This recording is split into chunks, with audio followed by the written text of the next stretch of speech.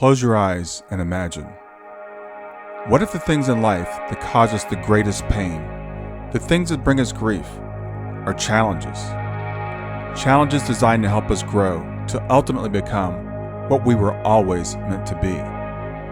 We feel like we've been buried, but what if, like a seed, we've been planted? And having been planted, we grow to become a mighty tree. Now, open your eyes. Open your eyes to this way of viewing life. Come with me as we explore your true, infinite, eternal nature. This is Grief to Growth, and I am your host, Brian Smith. Hey everybody, this is Brian back with another episode of Grief to Growth. And today I've got with me my good friend Kelvin Chin. And Kelvin and I have known each other for a couple of years. He's been on the program before. I consider him to be one of the leading experts in the afterlife and consciousness. And I'm really excited to have this conversation with him today. So let me read you a short introduction, and I'll bring Kelvin in and we'll have a conversation.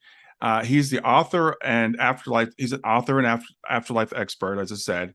His first book was called Overcoming the Fear of Death Through Each of the Four Main Belief Systems. It's a non-religious approach to overcoming the fear of death. It's an excellent book. I can't recommend it highly enough. His new book is called Marcus Aurelius Updated, 21st Century Meditations on Living Life. And that's a collection of 67 essays ranging from emotions, life principles, meditation, and the spiritual. Kelvin is the executive director and founder of the Turning Within Meditation and Overcoming the Fear of Death Foundations. And he's an internationally recognized meditation teacher featured in Business Insider, Newsweek, Kaiser Health News, and he's taught meditation at West Point and in the U.S. Army, including in the DMZ in Korea. He's been meditating for 50 years. He's taught meditation for 49 years to thousands of people in over 60 countries, and his past life memories reach back 6,000 years. He's a graduate of Dartmouth, Yale, and Boston College Law, and Kelvin's lived in 7 countries. So with that, I'd like to welcome my friend Kelvin Chin. Great to be here with you, Brian. Good to see you again. Yeah, Kelvin, I'm really excited about having this conversation with you today. To let everybody know kind of what kicked this off, I talk about the afterlife and consciousness all the time. I had a couple of conversations in the last couple of weeks that made me reach out to you. One was I was talking with some people, and I won't name names, but someone was saying that when we die, that this person had an afterlife experience, that we remain as an individual. That the analogy of going back, a drop of water going back in the ocean is not really valid. Well, a couple other people in this same conference I was in were conversing about how we do merge into the oneness. So this is an area that we talk about. So I want to explore that with you today. Sure. And the other thing I want to talk to you about is this idea of reincarnation, and people remembering past lives and claiming that they've been, certain other people. So I want to kick it off with that. So let's start talking about, I guess, which one would be easier? Which one would you pick? Either way, I mean, it's well, let's talk about the merging with the oneness thing, because I think it's pretty, in my mind anyway, it's pretty easily understood and very, very easily misunderstood. I think that the whole notion of merging, and first of all, people got to understand what the words mean, because people use English language sometimes sloppily. So merging actually means losing one's individuality into basically what I kind of, me, Brian, I'm kind of informal guy, into like some cosmic soup or something. So people will use different words. They'll say they merge with God, they merge with the oneness, they merge with the universe, they merge with source, or they'll use different words, they merge with the absolute. They'll use different words in different cultures and different religions and so forth. But the bottom line, simple English understanding and meaning of that is that you lose your individuality. You don't know who you are anymore. That's what merging means. Well, I'll come back in a second to where I think it comes from, but think about it. Does that even make logical sense? Because I know you and I know many psychics and mediums, and I've had some many psychic experiences in the last 50 years. But who are they, or who are we communicating with on the other side? If they've died and they've merged, they have no individuality. Any psychic you hear who may say, or a medium who you may say, "Oh, we merged with the oneness," they don't understand the English meaning of merging, because they themselves are communicating with who? They're not communicating with some inanimate cosmic soupness, which is really what merging means. So sometimes it's a simple misunderstanding. If a psychic says that or a medium says that, they really don't understand what merging means. And okay, so it's a very easy thing to correct. Merging means no individuality. So where does it come from? I think it comes from the very genuine, real experience when people have NDEs. There's a couple of possible sources of this. I think, first of all, this merging idea can correctly, accurately be called connectedness. I feel a connection with you, Brian, while we're doing this. It's this incredible connection that you and I have. Now, we have a friendship that's built over a number of years and so forth, and we've had a number of conversations online, offline, and so forth.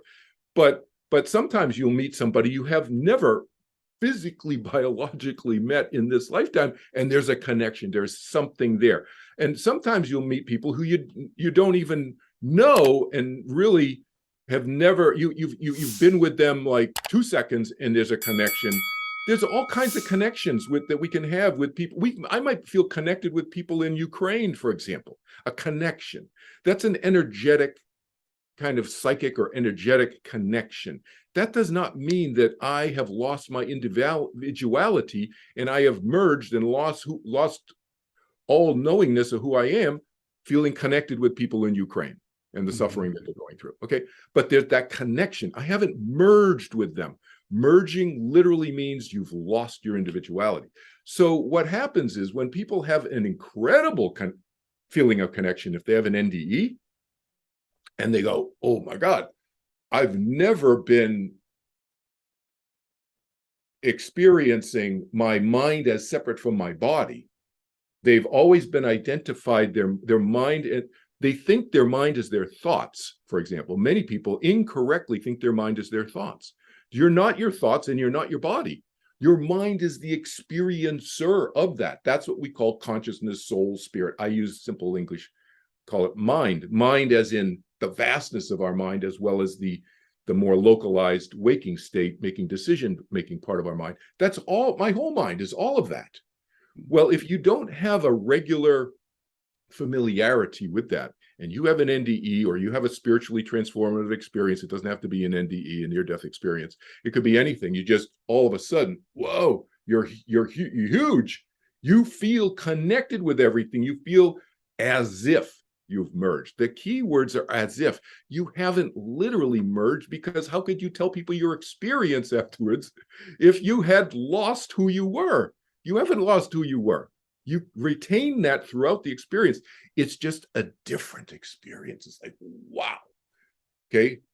That's the simple, I think that's the simple understanding about why and how it's understandable why somebody might incorrectly use the word merging when they have this incredible, genuine, real experience of connection with all things inanimate and animate, living, non-living. I mean, I have that experience. I've had that experience 1,000 times in this lifetime, but I'm still Kelvin Chin. I haven't lost my individuality, right?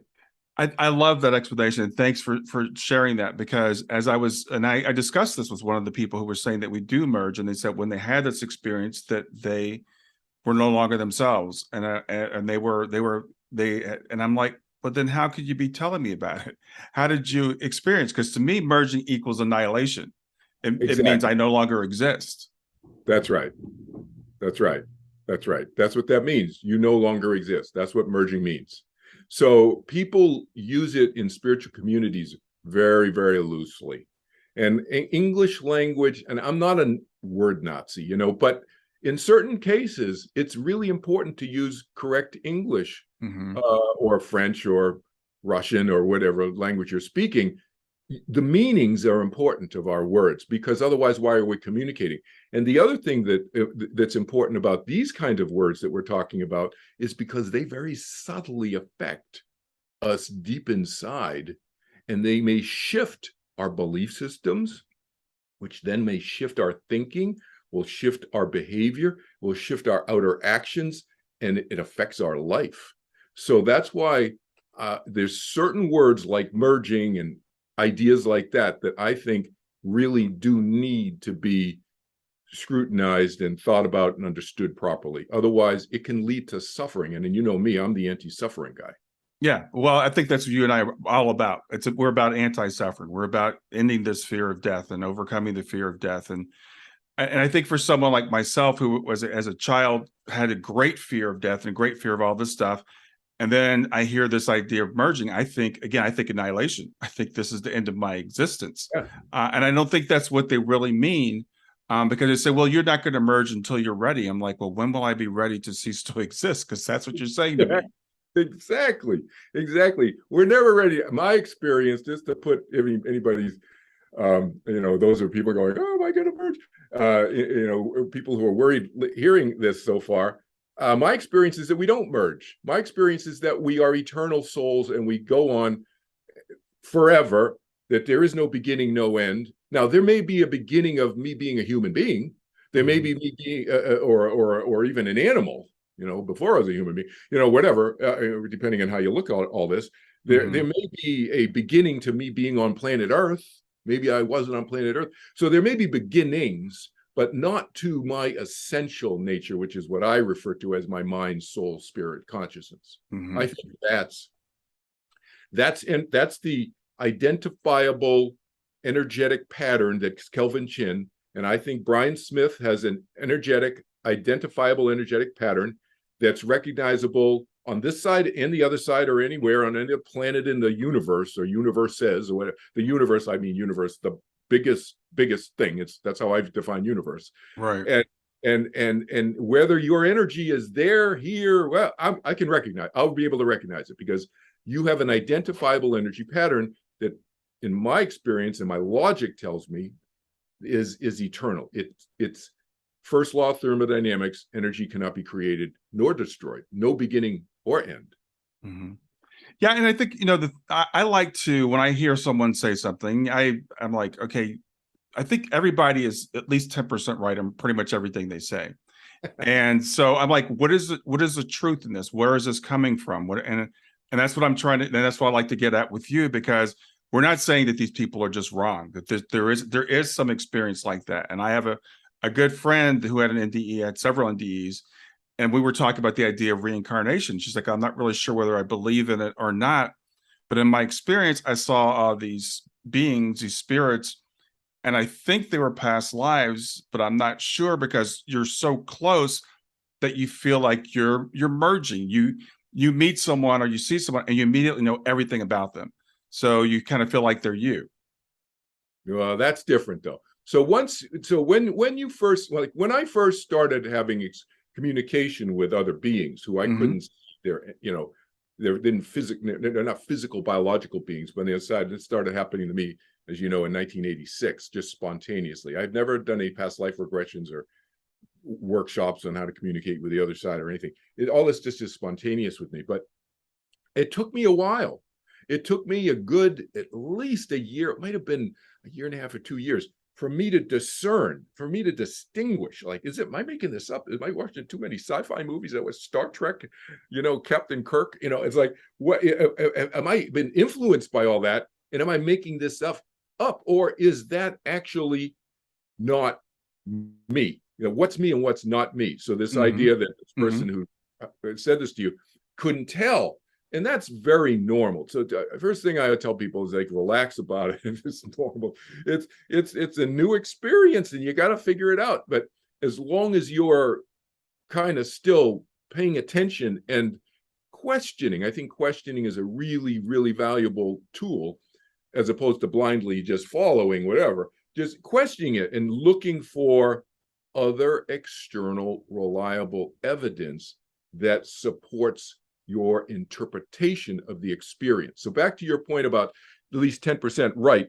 I think people are probably closer to 99% right about what they think their interpretation of their experience is, but whether it's objectively right is and then you kind of get into this conundrum of what's really absolutely right. And I right on my afterlife classes that you've sat in on sometimes, the first session that I say is, if you're looking for absolute proof about anything, about the afterlife, then, or this life even here, you're barking up the wrong tree, because they're the only black and white proofs that there are certain mathematical proofs where there is a right answer and there's a wrong answer. And you know what, you as a former engineer, you know what I'm talking about, what a mathematical proof is. Those are provable. Everything else, the proof of heaven. I mean, I know I like Eben Alexander. Don't get me wrong. He's a good guy. I've talked to him many times. But I'm sure his publisher came up with the title because people want proof. They want absolute ironclad proof. And when you're talking experiences, whether it's on experiences on this side or the other side, look, you have people go to New York City. You take a dozen people go to New York City, you're going to come out with 50 different interpretations from those 12 people of what New York City is. Did they all go to New York City? Yes, objectively, we can say that they went. Does New York City objectively exist? Yes, we can all agree that it exists. You listen to those 12 people's 50 different interpretations of what it was like there, and notice that I'm saying 50. It's not 12 interpretations. It's going to be, they're going to be, each one's going to have multiple interpretations on different days you talk to them. It's no different on the other side or with any of these experiences. So I tell my students, you look for two things to give you some, we'll call it assurance. I don't want to call it proof, but some assurance that you're moving in the right direction is that right direction, meaning you're understanding pretty much what's going on. The first thing is reliable evidence. Is the evidence you're drawing conclusions from about this, around, reliable? And then the second thing is, have you thought about it logically, rationally, clearly, or have you jumped to conclusions all over the place? And now that requires a certain level of self-awareness and ability to be self-critical, which not everybody has. Okay, because a lot of people get swept away with the emotional feeling, and then they shelve their rational mind. And to me, our mind is both rational and emotional. They are not, you can't separate them, really. You really can't. They are fluid. And so are we more swept away by our feeling part of the fluidity of our thinking? Or can we have that, not put it aside, but have it along with the ability to discern? To me, that's how I define clear thinking. I don't define clear thinking as only rational and forget about your feelings. I think that's experientially impossible. Yes, it's not the way the mind works. Okay, so don't start out setting out an impossibility for yourself. So anyway, back reliability of evidence. And does it make sense? Yeah. And I realized we kind of jumped into this because I was so excited about talking to you. I want to establish for people who don't know you, who you are and what your experience has been. So tell me about how you got to the point where you are. Yeah. So, well, we'll just talk about this lifetime first. Okay. So this lifetime, because everything else before that has also got me. This lifetime,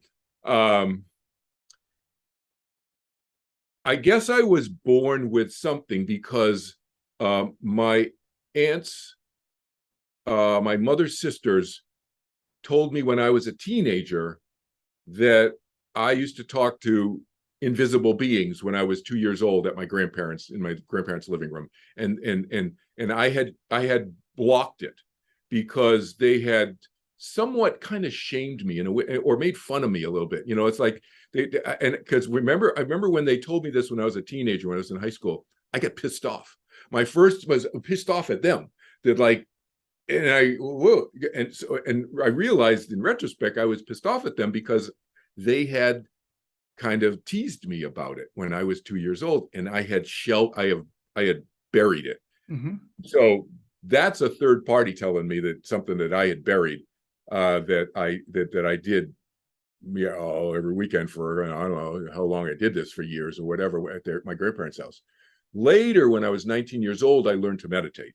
And that's really the thing that I proactively did myself that started opening doors up. But it didn't open up doors, well, It probably did, but I didn't realize that it was opening up spiritual doors for me because initially I learned because I was just stressed out. I was so highly anxious. I was just desperate.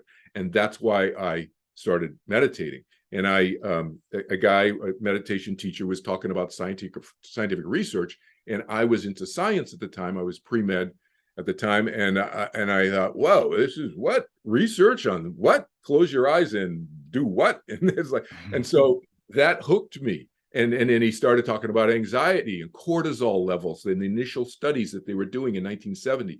We were just starting to do. There was Herbert Benson, he's a cardiologist in Boston, was just starting this research, and that got my attention because I was so highly anxious.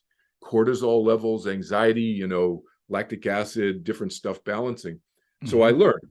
And then I later, about within 6 months or something like that, I volunteered, and I was in the experiment. So I was a test subject in the very first medical studies on any form of meditation done in the United States, 1970, 1971. It's published in the Journal American Medical Association, Scientific American Magazine, et cetera. But that's what got me into this arena, because about 7 years later, after meditating every day, twice a day, and I became a leader in Maharishi Mahesh Yogi's meditation organization at the time, and an international leader for about 10 years. And about 7 years into meditating, that's when my past life memories just spontaneously opened up. And I didn't believe in reincarnation. If you told me, hey, let's talk about reincarnation, Brian, I go, yeah, Brian, yeah, right. I would have been polite, but like dismissive. And then about 16 years into meditating, that's when I just spontaneously opened up 1986 to the other side. So that's what, and then all this stuff is continued, as you know, to present day. And it's very fluid. It's not a big deal to me anymore, although it was initially. It was like I said, I thought I was watching too many Star Trek movies, but it's very normal to me, the transparency between this side and the other side, and so forth. Yeah, I think it's really interesting. And this is one of the things I think that why I resonate with you so much, because you started with this with a rational approach. You didn't come into it with, what we call woo-woo. Like, I want to go find past lives and stuff like that. Yeah, it just stumbled onto me or into me, or out of me, I guess is the way it would. The memories just came out of really out of nowhere. And the first one was a dream that I had that I didn't know was anything related to past lives. I just thought it was a dream. I've had dreams. Most people, well, not most people, but a lot of people remember their dreams. And some people have very, very vivid dreams. And I've always had pretty vivid dreams. And as I've continued meditating over the last 50 years, my dreams have gotten more vivid and more clear and more lucid, et cetera, more colorful, literally colorful, more color, et cetera. But back then, it was like, I think it was early 1977, I had this dream, and it was so powerfully emotionally. I was so upset. It was the most upset I'd ever been in my life, never mind in a dream or waking state. And it just really upset me. And then I forgot about it. I figured, oh, it's just an upsetting dream. We can all have upsetting dreams sometimes. I probably figured, oh, just releasing a bunch of old junk and whatever. So I tell my students now, my meditation students, because it happens in dreams and so forth. We're releasing stuff. Okay. So I forgot about it for probably like, I don't know, it was 4 or 5 months or something like that. And then I was on this TM, Transcendental Meditation. I was a teacher then. And I was on I guess they called it an advanced course retreat, meditation retreat, you would call it, for TM teachers. And we were doing energetic movement exercises of not just meditating, but also adding, afterwards doing some energy movement. We'll call them Kundalini-ish, if people know what Kundalini is, just moving the energy through the system.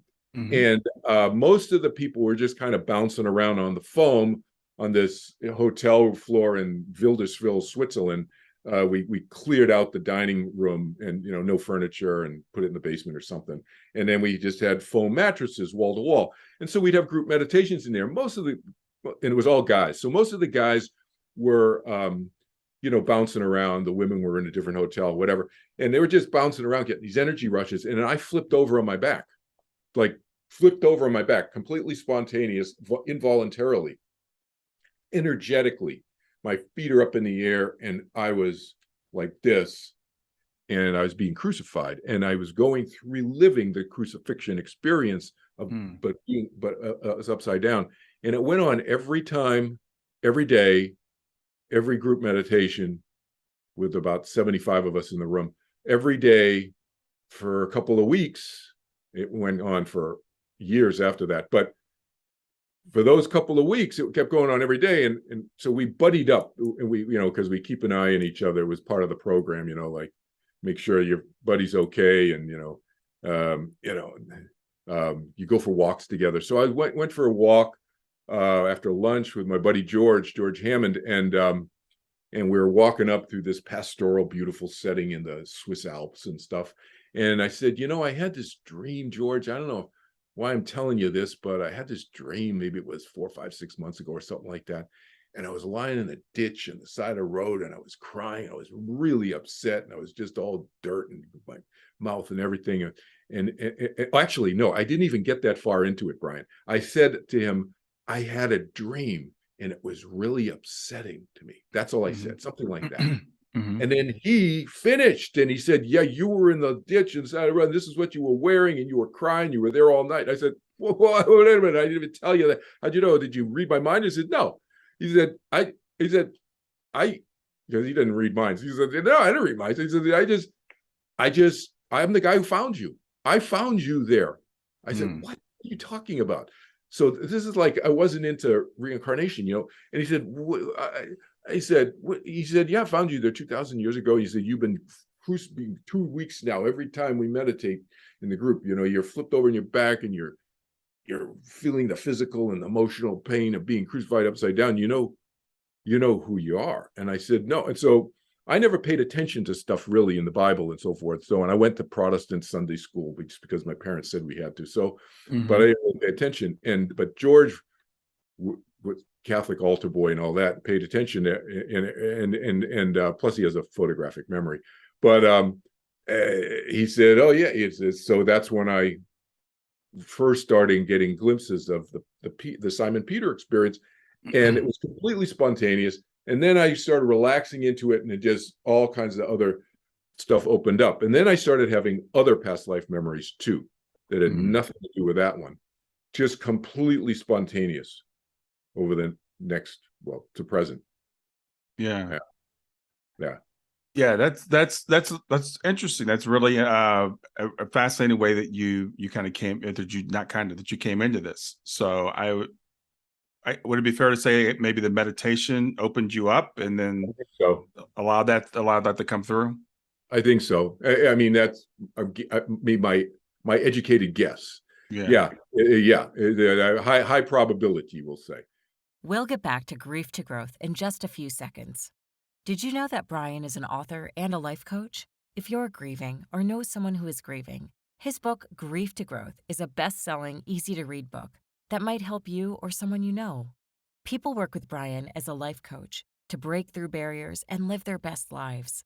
You can find out more about Brian and what he offers at www.grieftogrowth.com, www.grief2growth.com, or text GROWTH, GROWTH, to 31996.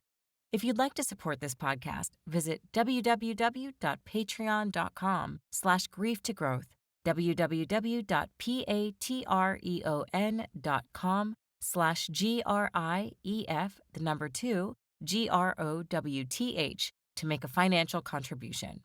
And now back to Grief to Growth. High probability, yeah.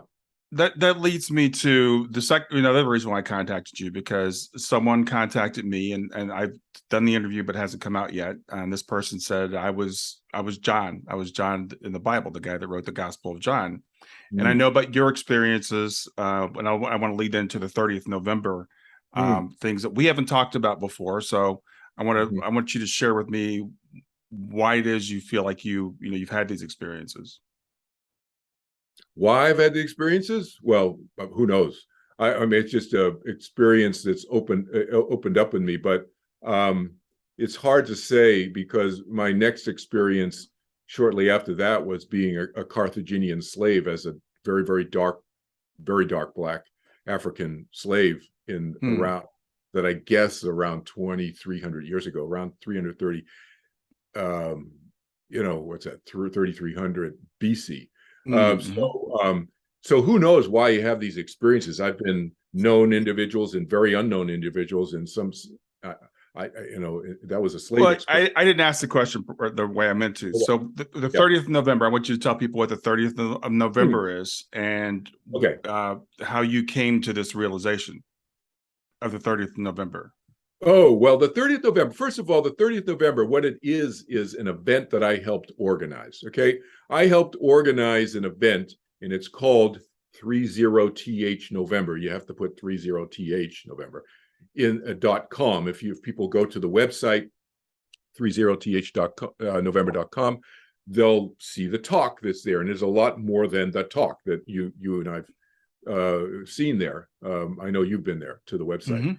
So it's a 3-hour talk. It's a very long talk. You're probably going to watch it in segments, on the history of spirituality on planet Earth in the Judeo-Christian, Islamic, Vedic traditions. So that's 4. And if you don't, those of you who don't know, the Buddhism comes out of the Vedic tradition. Okay, so it's an offshoot of the Vedic tradition. So out of the 4 major, the big ones on planet Earth, there's 4,000 supposedly religions, but the 4 big ones, the history of them over the last 10,000 years. So they've been thought about. There's been a lot of, thinking about those religions by the founders of those religions for 10,000 years. All right. And then they've manifested, obviously, at different times over the past that 10,000 years period. That's what that talk is. It's a talk given by George Hammond, and George and I have known each other this lifetime since he was 18 and I was 20 years old. We taught meditation together years ago, and we've triangulated history, knowledge of certain historical points to figure out, and certain personal memories, that we go back about 4,000 years, when I was an Egyptian priest and he was a Jew in what we know as Egypt, ancient Egypt. So 4,000 years. So we've known each other for a long time. He gave that talk. George is let me just say a quick thing, and then I'll talk about the 3rd of November thing in a sec. George is not a psychic, as I said earlier. So he was a mergers and acquisitions, a global law firm lawyer, partner in a law firm for many years, 25, 30 years, okay? So those of you who know anything about law or anything about mergers and acquisitions, never mind global mergers and acquisitions, those are big business deals where businesses are coming together across borders of countries, being funded and so forth, hundreds and hundreds of millions of dollars, $50 million. Those are small deals, a $50 million deal, okay? You got to know your stuff. Not just legally, you got to be able to think very strategically and incredibly logically, rationally.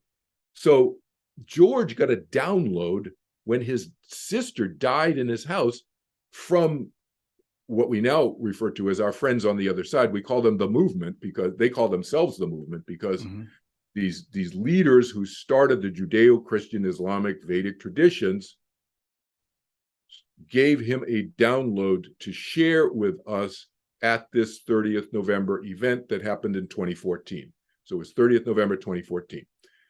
So I helped organize that. And basically it was a download about what their thinking was over this 10,000 year period, when various beginnings, we'll call them, of those 4 different traditions got going and changed here. And why did for example, for most of the listeners are probably coming out of the Judeo-Christian, background. So for example, why did Jehovah start changing from the prophetic approach to doing something different with Jesus and John the Baptist, okay? Which is kind of what we were just dipping our toe into a few minutes ago, right, Brian? Right. Right. So why did that happen? So this is all part of the 30th November talk. It's because Jehovah, Jesus, John the Baptist, Shankara, those of you who know any Vedic tradition knowledge, is Shankara is a Vedic a seer, a sage in the Vedic tradition. Also Vyasa. Shankara was Vyasa in a previous lifetime. And Vyasa, most people know what the Bhagavad Gita is. So in the West, most people have heard of the Gita, the Bhagavad Gita, Gita. Mm-hmm. Okay. Mm-hmm. But the Bhagavad Gita is a story within this larger story called the Mahabharata.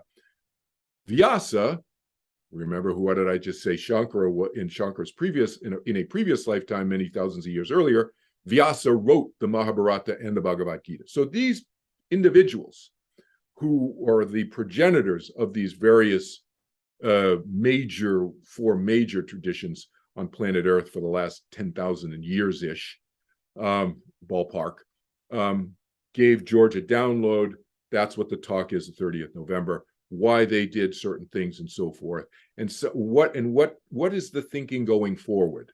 To me, that's the primary thing, because a lot of people will be historically interested in stuff. As I already disclosed to you, I don't know a lot of the history and Judeo-Christian stuff because Kelvin Chin, disclosure, I was not paying attention in Sunday school. So, but to me, the going forward, what are these ideas that were thought up, and discussed and then promoted over the last, let's just say 2 to 10,000 years. What of those have changed? What have not changed, and so forth? And so, in other words, how do we move forward with some of these ideas? Yeah, that's what the talk is. I've listened to the talk, and it is fascinating. It's really interesting to me. I was raised in the Christian tradition, so I know the Bible very well. And when I was deconstructing the Bible, I learned it even better. So I learned about the history and all that stuff. And it's really interesting when you look at the Bible, you can see God, and I'll put that in quotes, changing from the very beginning to the time of Jesus. I mean, and some people say, well, it's not even like the same person. Right. So, when you go through the talk, it really explains some of this, why would that be? What Jehovah is what many people refer to as God or Allah. Same thing, Jehovah is the personality, the name of the personality. What was Jehovah thinking at these different stages, as you're saying, in the Old Testament, this and that, in the New Testament, etc.? What was Jehovah thinking? Because the thinking did change. That's what was interesting. Yeah. Yes. Well, and even as we use the term Jehovah, because there are people now that still use the term Jehovah, like Jehovah's Witnesses, but they think of this being Jehovah as the ultimate creator, the source. And from my understanding, that's not the case. It's not the way Jehovah views himself, let's just say. So Jehovah is okay with how other people view him, but he views himself in a certain way. So what came out in the discussion, so I was part of these discussions in the run-up, because I was helping organize this for about 11 months before it happened. We started organizing in January when George's sister tragically died, and then she came and introduced them basically to George. That's the short version of that. When he was in the shower, literally, after she died, 2 or 3 hours after she died in his house. So I've been privy to conversations with these, there's about 15 or 20 of these, we'll call them personalities is the word I like to use, on the other side now. He doesn't care how people view him. They can view him as capital G God in the way that you just described. Some people will view him, and he's okay with that. He's not here to try to change people's beliefs either about how they view him. But I'm just saying he doesn't view himself in that way. And as far as these, what many people refer to as these very highly developed spiritual beings, Jesus, Jehovah, John the Baptist, Swami Bernanda Saraswati, Shankara, who used to be Vyasa, and there's about another 15 or 20 of these spiritual, we'll call them spiritual leaders, throughout the history of Earth. Nobody has ever met or knows about a capital G God. So they're not saying that there isn't one that exists. They're just saying none of us are what you guys think. Right. Well, and that's, I guess, what I was, it's interesting because I came to this conclusion even before I left Christianity, because we were taught that you're going to go to heaven. It's going to be this big place with the streets of gold, and then the God's going to be sitting on the throne. And I was like, I'm pretty sure I'm never going to meet God. It just seems, going back to your logical thing, I don't think God would be a being sitting on a throne. It seems too small to me. Exactly. I always say, if there is a God, so I don't like to pour water on people's belief systems. As you know, I take people from wherever they are. But let's think about it. Let's assume there is a God in the capital G word that people are thinking. Would God be a slave owner and want to control everything and make everybody do what God wants? To me, that's a small-minded person. That's not a capital G God. It's not even a small G God in my mind. It's not a very developed human being. Never mind, being on the other side, whatever. It's not a very developed mind. It's not a very developed consciousness. It's a very limited way of viewing life. So to me, if there is a capital G God, then that being would say, yeah, everybody, free will, you do what you want to do. I ain't going to be a slave owner. I'm not keeping you on the plantation. It's like, no, everybody is free to do whatever, and you figure stuff out, if there is a capital G God. That's, to me, that's what love is. And so Jesus's definition of love, for example, is accepting the other person for who they are, not who you wish they were. Well, if that's Jesus's definition of love, do you not think that capital G God wouldn't also have at least that definition of love? Accepting everybody who they are, not who you wish they were, not judging people, or that letting people judge themselves and other peers of theirs give them consequences to their actions. That's a good way for people to sort things out, I think. Yeah, and this again, this is kind of one of those things I came to kind of on my own as I was going through this process. I looked at Jesus and I was like, I love Jesus. Jesus is cool. I looked at God, I'm like, God's not so cool. The way that I was taught. Right. That it's this binary black or white. You're going to heaven, you're going to hell. It's all based on what you believe. And someone just the other day, when I put a near-death experience on YouTube, all the Christians come out and start telling me how evil it is, and there's no such thing as reincarnation, and just read your Bible. And you're saying that people can do whatever they want, and you're saying that murder is just cool. It's not cool. So murder's not cool. Murder is part of the free will choices that somebody could make. In my opinion, it's a bad choice. But is it a choice somebody can make? Yes. So it's not, the idea of free will is really misunderstood. Free will is just personal choice to do whatever. There are consequences to one's actions. You don't just get a hall pass. So, but there's not karma in the origins of karma 10,000 years ago, that this movement that I just described was, kind of came up with, was to try to control people's really, really bad behavior. Because what would people do in 10,000 or 100,000 or 200,000 years ago? They're sacrificing, they're killing. Who are they killing? Mostly sacrificing to the gods, women and children. Why? Because they're physically weaker and you can submit them easier, right? And so they're killing, and then there are wars and everything else. So they're looking at this from the other side, the movement. They go, this is, how can we move these people in these souls and these beings in a little bit more of a positive direction? Oh, how about teaching them that there are consequences to one's actions? The whole idea of karma, we'll call it.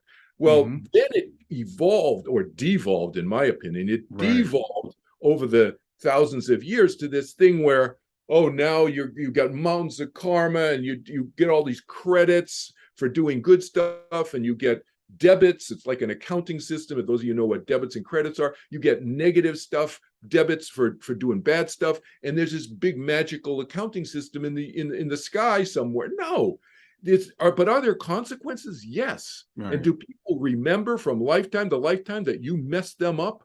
We'll just use that euphemistically. Messed them up. Right. Yes, they remember. Might they come back at you and you have a consequence from that? Yes.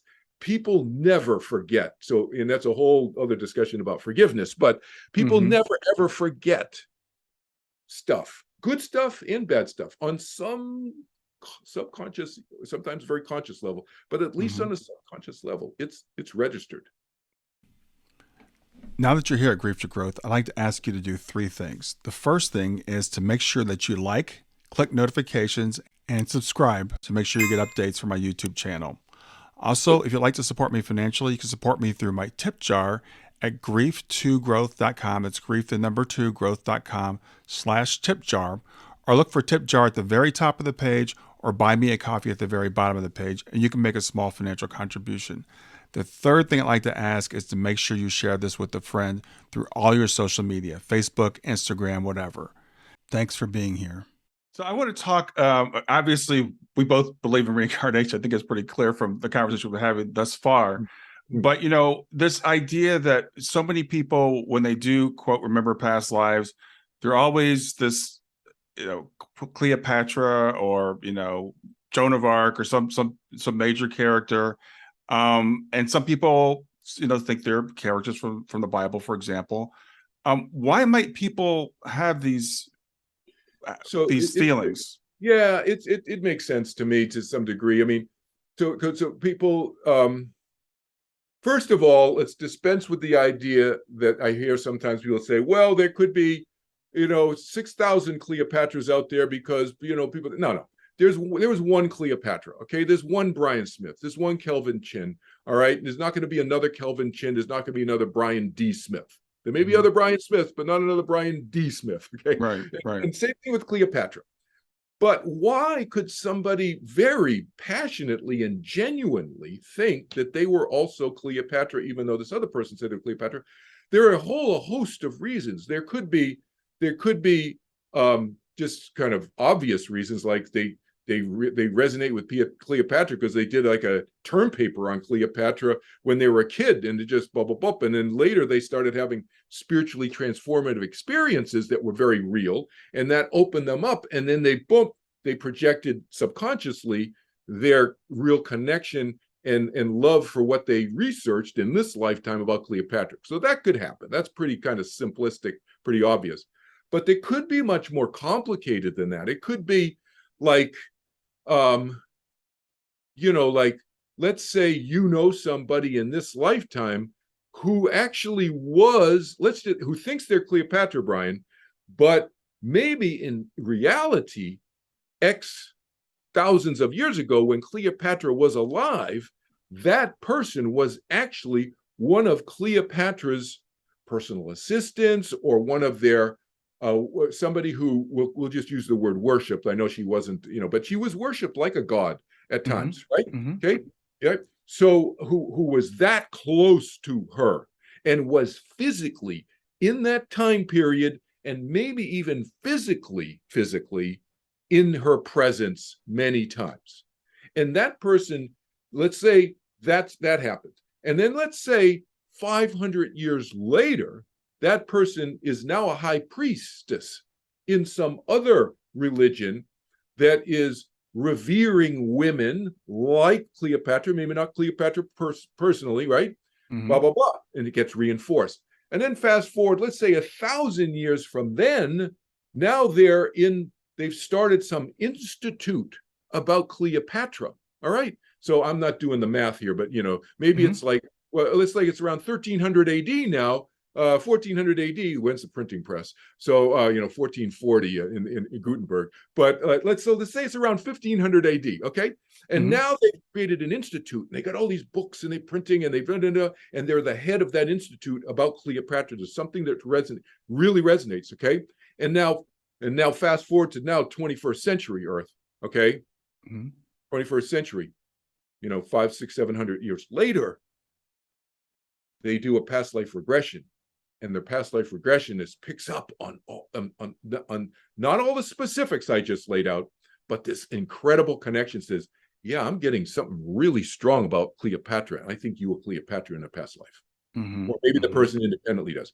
But you can see how that cascade of very real experiences could lead to that. So that's why I say there's no absolutes, including with my memories and so forth and so on. There's no way of absolutes now. But now that's why I say look for reliable external evidence, for example. Right. And so I'm writing my book now, my fourth book. Well, it's now, I'm telling you now for the first time, you're the first person to hear this, Brian, but I think I'm going to reorder my books, and my memoirs about my past life is going to be my next book that's coming out. Mm-hmm. And then I'll get to my related fears about death and dying at my fourth book. But I am talking about this stuff and all of these crazy triangulations that I've had with these memories that I had. I don't get into it all in my talks because it would take too long. So it's going to be my book, right? Well, I think, when we talked about this earlier, that's why people can be genuine about this. And there's many different sources to tap into when we talk about consciousness. And we talked earlier before we started recording about the Akashic records. Yeah. Another thing that we can tap into. Absolutely. Yeah. I call it the superhighway of data, of information, because I try to stay away from cultural and religious lingo, as you know, because I work across so many countries. And, if I sounded Muslim, then the Hindus wouldn't talk to me. If I sounded Hindu or Vedic, the Muslims wouldn't talk. I want everybody to be these concepts to be available to everybody. So I don't call it the Akashic Records. I call it the superhighway of data or information. It's inanimate. Those of you who don't know what it is, it's inanimate energy field, we could call, of information. It's not a consciousness. It's not consciously aware. It's just data that exists. It's kind of like if you could imagine an energy computer field, or a database of everything that's ever happened and existed, and people have experienced whatever's happened up to this point in human history or in history, and you could tap into that and think, oh wow, I tapped into whatever. It's really hard to say with absolute certainty, and it's not. Yeah. And I was telling you, I'm reading a book right now about mediumship and this kind of stuff. And the guy's a very accomplished medium, and he was talking about how people sincerely, when you're reading someone, for example, you think you're having a medium reading, you can tap into the sitter, you can tap into a discarnate soul that's not the person you think you're talking to. You can tap into the Akashic records. There's so many different ways, things you could tap into, and unless you really have that discernment or can triangulate the way you're saying, then you can't really know. Yeah, the medium can tap into the person, the client sitting there, and just reflect back to them what they're already thinking or believing. Or the medium can tap into their own stuff and maybe doesn't have a clear filter set up to keep their stuff out of the conversation. That's tough to do. It's very tough to do. But yeah, all of that is possible. So yeah, there was a couple other things I want to talk to you about. I could talk to you all day. We're kind of running out of time. What was the other thing? I just lost my train of thought. There's another question I wanted to ask you about. I'll get back to that. I wanted you to tell people about different things you offer. Like there's Turning Within. I know you teach a class on the Afterlife, and I know you're going to be talking more about the 30th of November coming up shortly. Right. Yeah. So I've been teaching meditation, as you said in the intro, for almost 50 years now. 49. This is my 49th year teaching meditation, thousands of people.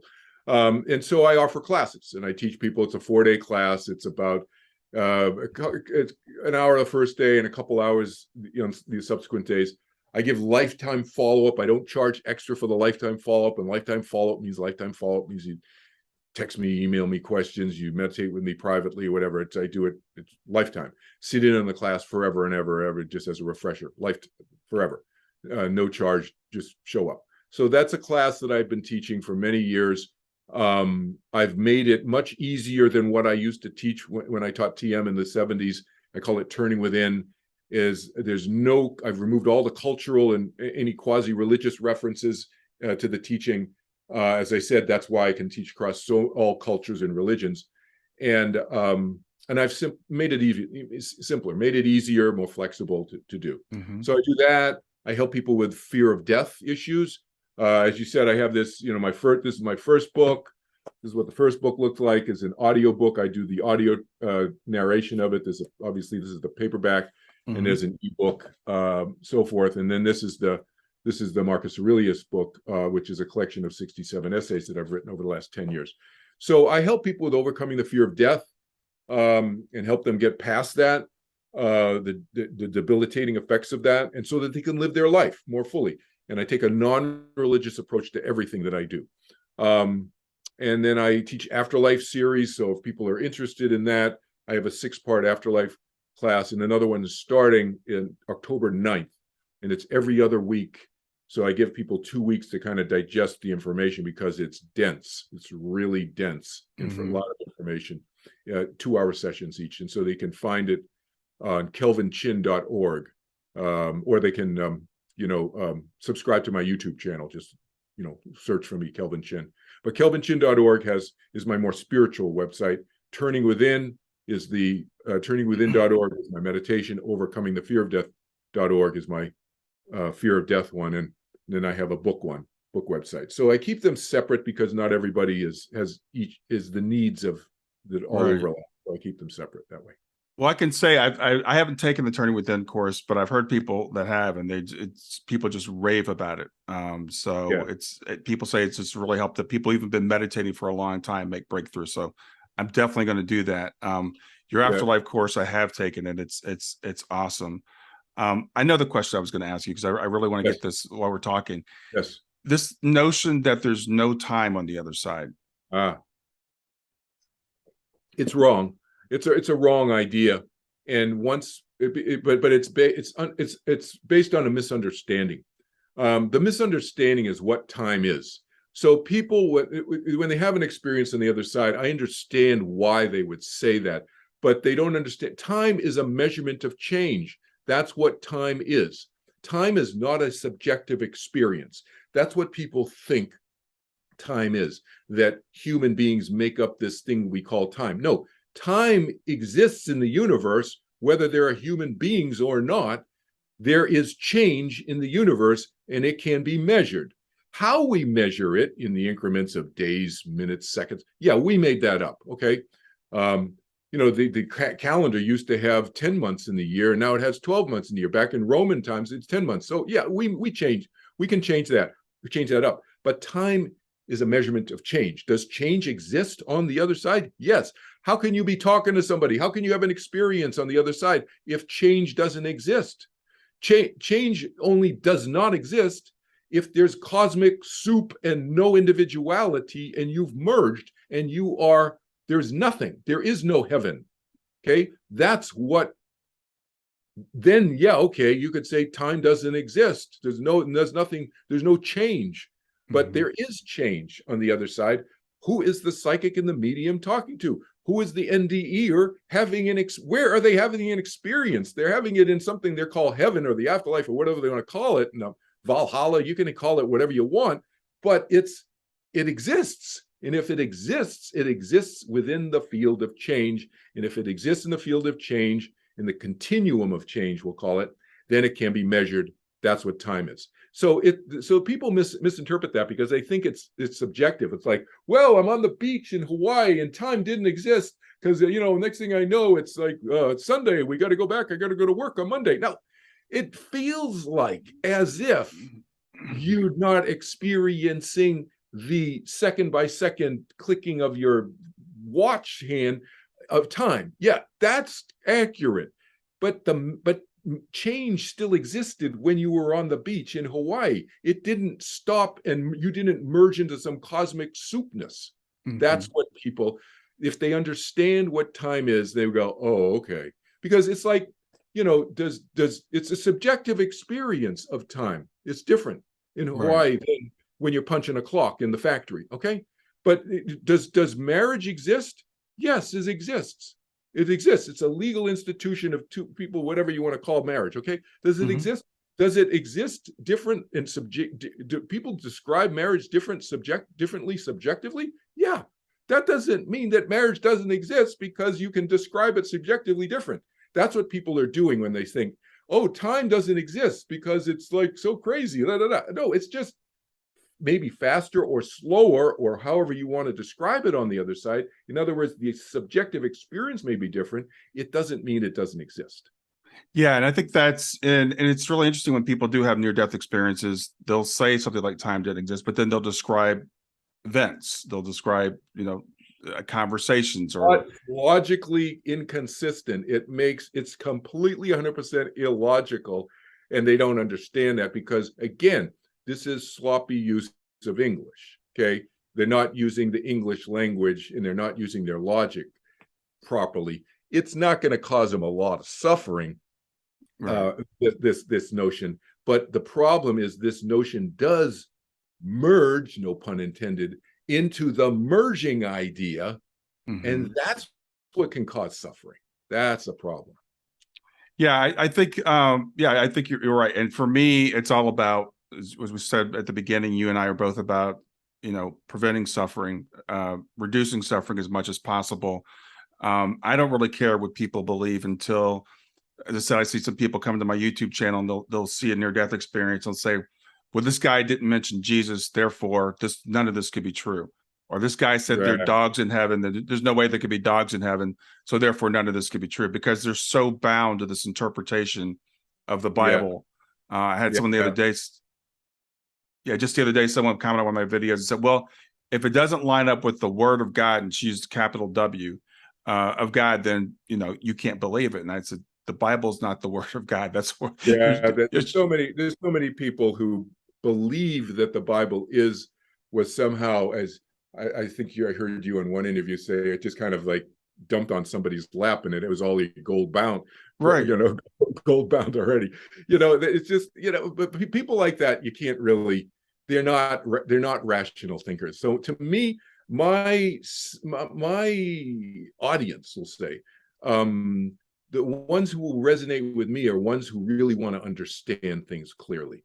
The ones who really don't want to understand things clearly and just want to kind of sit in their emotional comfort zone without thinking. In other words, they do bifurcate. And I don't think it's bifurcated, but they believe that their thinking can be bifurcated from their emotions, that they just want to sit in that feel-good state and not question that the Bible is the word of God. They just believe that. That's not my target audience. My target audience is people who want to understand things clearly and really move forward with their lives in a way that's less and less suffering. Yeah, really less and less suffering. And not everybody is there. And I'm not here to change people and try to convince people to be there in that mode either. Some people want to suffer, and that's their choice. When we say free will, it means anything. Choice of anything. Yeah. So here's the thing. One thing I did want to mention is about this 30th November idea that I am going to have a talk, like this, publicly in a couple of few weeks. I haven't set a date yet. I'm working with somebody to set the date, where I'm just going to talk about general overview of 30th November topics. I'm not going to get into the nitty-gritty of what George talks about, that the download from the movement on the other side and so forth, the Jehovah Jesus, John the Baptist, Shankara Vyasa, Swami Brahmananda Saraswati, and so forth, and other leaders, spiritual leaders, that movement. I'm not going to get into exactly what they said, but I'm going to talk about topics, and I'm going to give a preview of it in a session in a couple of weeks. And then I'm going to wait a month, and then I'm going to do a Q&A. I'm going to facilitate myself a Q&A after I've given people a month to go watch the 30th November talk and write down questions and this and that. I'm going to do, in November, I'm going to do a Q&A. Yeah, I'm really excited about that. As I said, I've watched the video. I think it's fascinating, information to take in. And from my perspective, you talked earlier about your target audience. There are people that don't want to suffer, who are trapped in some of these beliefs. And so, there are people like yourself that when I was trying to come out of this, I'm grateful that they were there for me. I'm grateful you're there for me to kind of help me put some of this stuff together, because I do want to think logically and rationally, and that's my audience, is people that say I'm willing to explore and listen and then check it out for yourself. I always tell people, I don't expect you to ever believe anything that I say. Check it out for Yes. yourself. I say the same thing, exact same thing I say at the beginning of all my classes, that you take what I say that makes sense and you shelve the rest, and maybe you shelve it forever, or maybe you just shelve it for 2 months or 2 years or whatever, and you take it off and you look at it, dust it off, you look at it and go, oh, I can see what he's talking about now. Or maybe you never do. But my goal is to reduce fear and suffering in the world so people can live more freely. Whatever the incremental, not that you're living a utopian life, because I don't think anything is ever perfect.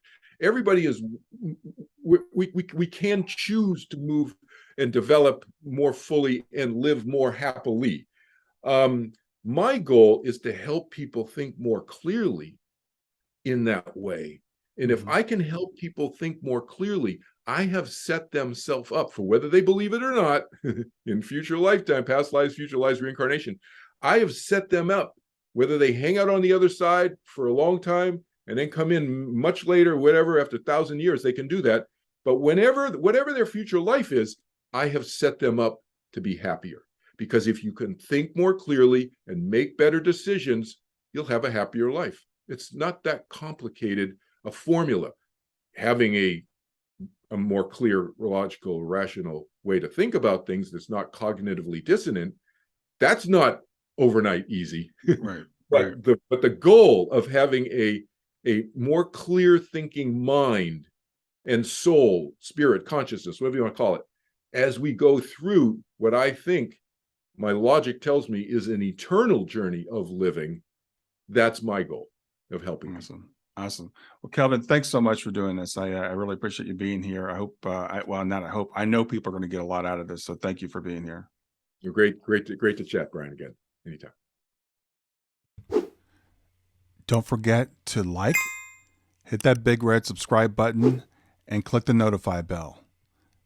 Thanks for being here.